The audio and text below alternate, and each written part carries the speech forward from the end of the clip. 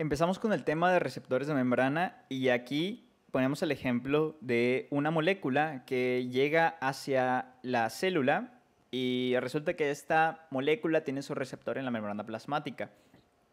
Ojo, que no todos los receptores van a estar en la membrana, hay algunos que van a estar dentro de la célula incluso. Entonces, podemos ver como una molécula, el ejemplo típico es la de una hormona. ¿Qué hormona quieres? No lo sé, vamos a poner a la hormona del crecimiento y va a actuar sobre las células dianas, las células del hígado, las células del hueso, las células del cartílago de crecimiento, actúa sobre el músculo para estimular su crecimiento, etc. Bueno, esta célula actúa sobre el receptor, pero ¿y luego qué? O sea, ¿qué pasa con el receptor? Bueno, el receptor, primero tienes que saber que el receptor constituye una proteína. Es una proteína que está en la membrana. El receptor es una proteína que está en la membrana plasmática. A estas proteínas, nada más para que sepas, dato, son proteínas transmembrana. ¿Por qué? Porque atraviesan la membrana. Están aquí y también tienen un sitio aquí. Aquí está la membrana fosfolipídica, ¿de acuerdo?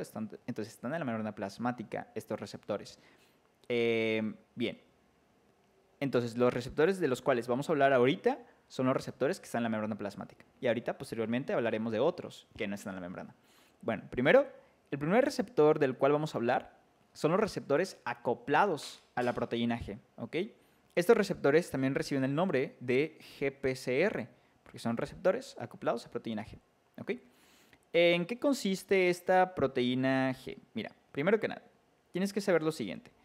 La proteína G vamos a suponer que esta es una proteína G.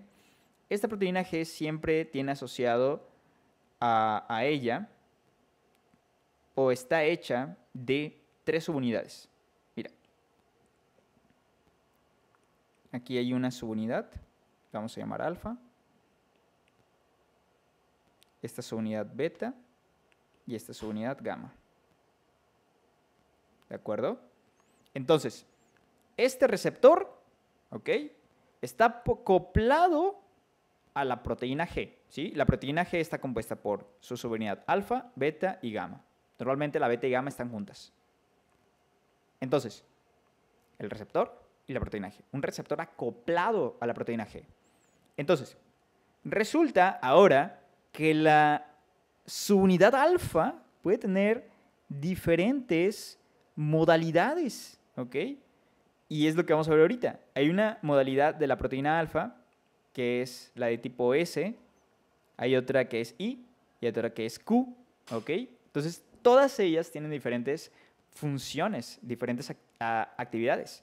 Entonces, primero, hablando de los receptores acoplados a proteína G, los de tipo alfa S, vamos a ver de qué se trata esto. Muy bien, primero que nada, cheque qué ocurre si la proteína G tiene la subunidad alfa S. Se une la molécula al receptor, ¿ok? Al receptor GPCR, ¿sí? Como se ha unido ahora la molécula, estas dos subunidades, la beta gamma y la alfa S, se van a separar, ¿ok? Porque se activó. Estaban unidas aquí y vieron que el receptor se activó y dijo, ok, vamos a empezar. Y se separan, ¿ok? Entonces, mira lo que ocurre. La beta gamma se hace a un lado y la alfa S, ¿qué es lo que va a hacer? La alfa S va a activar a esta proteína, que es la adenilato ciclasa. Bien importante esta proteína para que te la sepas. La adenilato ciclasa es una enzima y se encarga de cambiar la conformación del ATP y lo convierte a AMP cíclico, ¿de acuerdo? Entonces, hasta el momento estamos viendo cómo es que se activa la adenilato ciclasa y aumenta la concentración de AMP cíclico. Todo esto, ojo, ocurre dentro de la célula, ocurre intracelular, ¿sí? Muy bien, aumenta dentro de la célula el AMP cíclico. Este AMP cíclico, ¿qué es lo que va a hacer? Va a activar esta enzima, que es la proteína sinasa A. Y esta proteína sinasa es una enzima que fosforila. Y va a fosforilar a diferentes proteínas de la célula. Y las va a activar, o incluso las puede inactivar. Entonces, ¿qué es lo que pasa? Esos son los efectos fisiológicos. Va a propulsar la actividad de una célula. De hecho, en general, la G, cuando tenemos a la alfa S, activa a la célula, ¿ok? Empiezan procesos fisiológicos. Muy bien. Entonces, recuerda qué es lo que me van a preguntar a la hora del examen. A la hora del examen me van a preguntar qué es lo que cambia cuando dentro de la célula, qué es lo que aumenta su actividad o su cantidad cuando tenemos a una célula con una proteína G alfa S. Aumenta la adenilato ciclasa, aumenta el AMP cíclico, aumenta la proteína sinasa. ¿De acuerdo? Muy bien. Ahora vamos a ver al siguiente tipo de proteína G. La proteína G con una subunidad alfa, pero de tipo I. ¿Ok? Se llama tipo I porque es una proteína inhibidora. ¿Sí? Entonces, mira qué es lo que ocurre en este caso.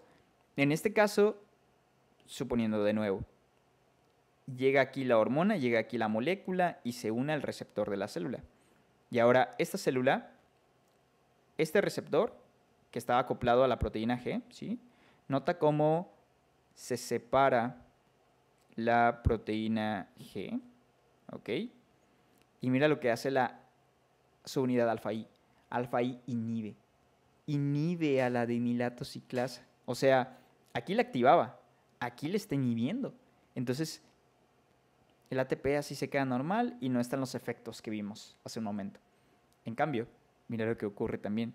La proteína beta gamma, la subunidad beta gamma, mira lo que hace. Viene y activa a este canal de potasio. Fíjate cómo el potasio entonces empieza a salir de la célula. Ese es un efecto también que puede ocurrir con la proteína G alfa I.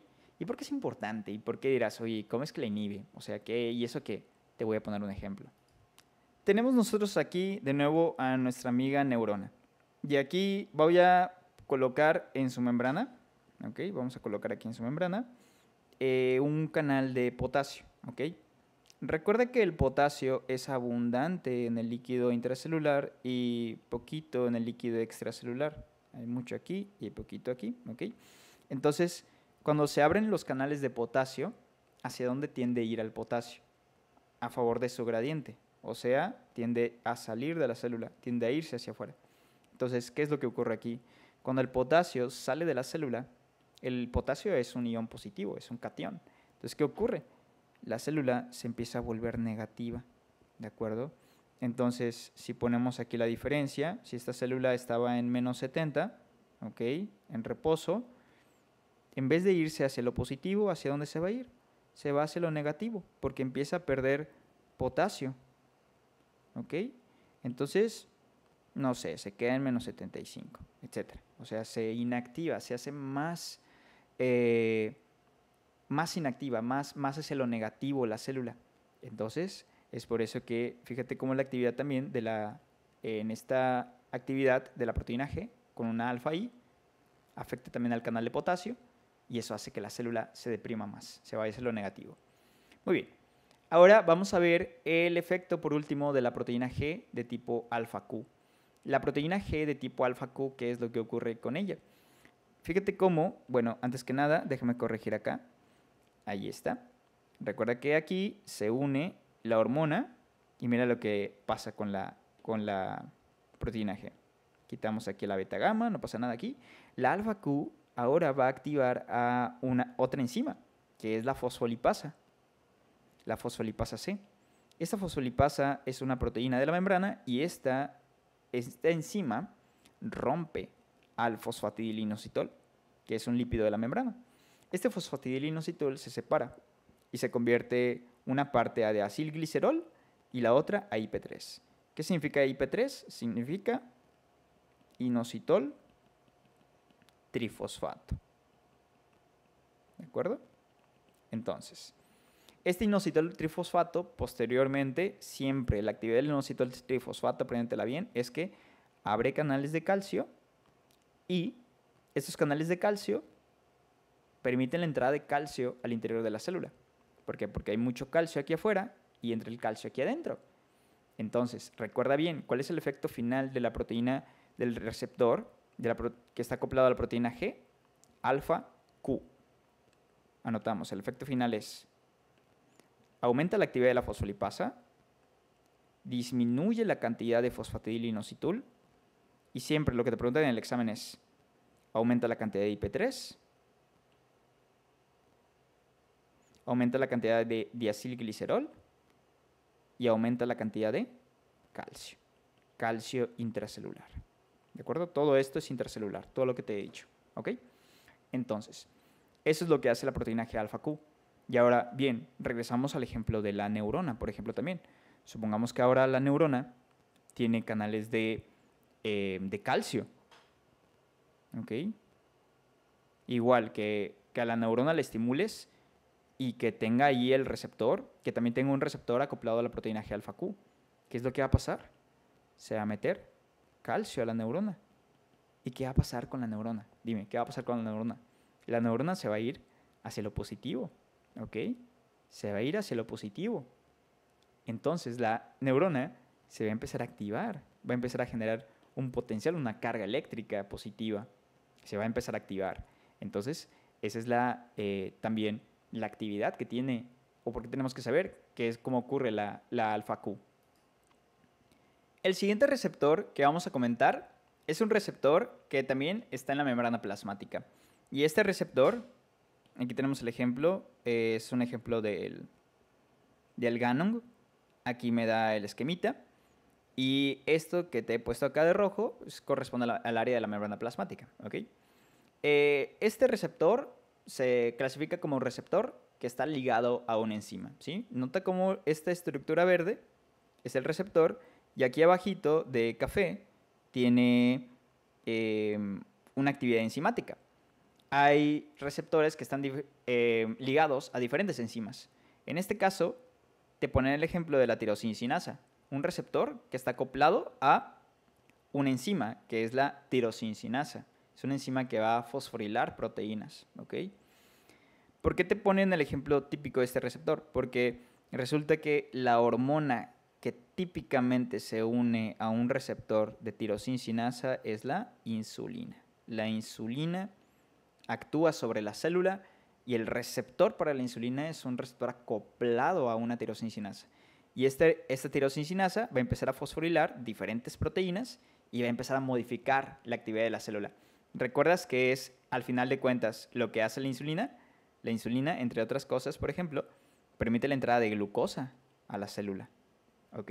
Entonces, esa es una actividad que tiene la insulina y fíjate cómo lo estamos viendo desde el inicio. Cómo es que la insulina se está uniendo a su receptor propiamente. El siguiente receptor que vamos a hablar es un receptor ionotrópico.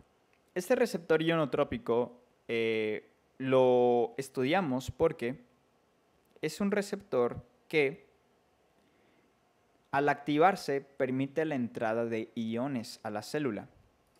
Aquí tenemos el ejemplo de una terminal axónica y que va a estar liberando un neurotransmisor hacia el músculo esquelético. ¿Qué neurotransmisor es el que se libera?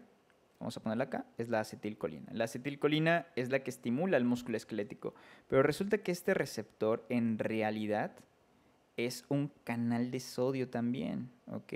Entonces, cuando la acetilcolina se une a este receptor,